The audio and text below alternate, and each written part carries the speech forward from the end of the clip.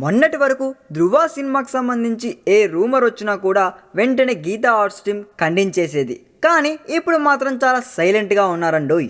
మొన్నటి వరకు ధృవ release date October 7 అని వాదించిన మెగా పిఆర్ఓ వాళ్ళందరూ ఇప్పుడు సైలెంట్ అయిపోయారు. దాంతో రామ్ చరణ్ హీరోగా రూపొందుతున్న ఈ సినిమా పోస్ట్ పోన్ అవ్వడం గ్యారంటీ అనే విషయం కన్ఫర్మ్ అయిపోయిందండోయ్.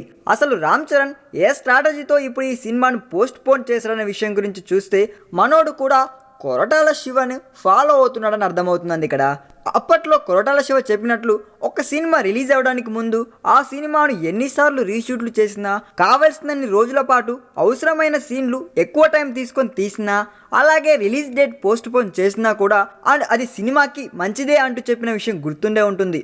ఒకసారి థియేటర్లోకి సినిమా రిలీజ్ అయ్యాక ఆ సినిమాను మనం ఏం చేయలేం కాబట్టి ఖచ్చితంగా ముందే ఏదైనా చేయాలి అనే పంతాను ఫాలో అవుతున్నట్లు కొరటాల శివ గారు వివరించారు. చూస్తుంటే రామ్ చరణ్ కూడా అదే ఫిలాసఫీ పాటిస్తున్నాడేమో అనిపిస్తుందండోయ్.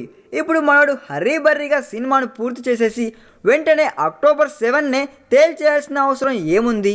ఏ డేట్లో వచ్చినా కూడా స్టార్ హీరోల సినిమాలకు పెద్దగా ఫరక్ ఉండదు కాబట్టి చరణ్ కూడా టైం తీసుకొని సినిమా ప్రిపేర్ చేసి డిసెంబర్లో విడుదల చేస్తారని చిన్న సమాచారం లీక్ అయిందండి.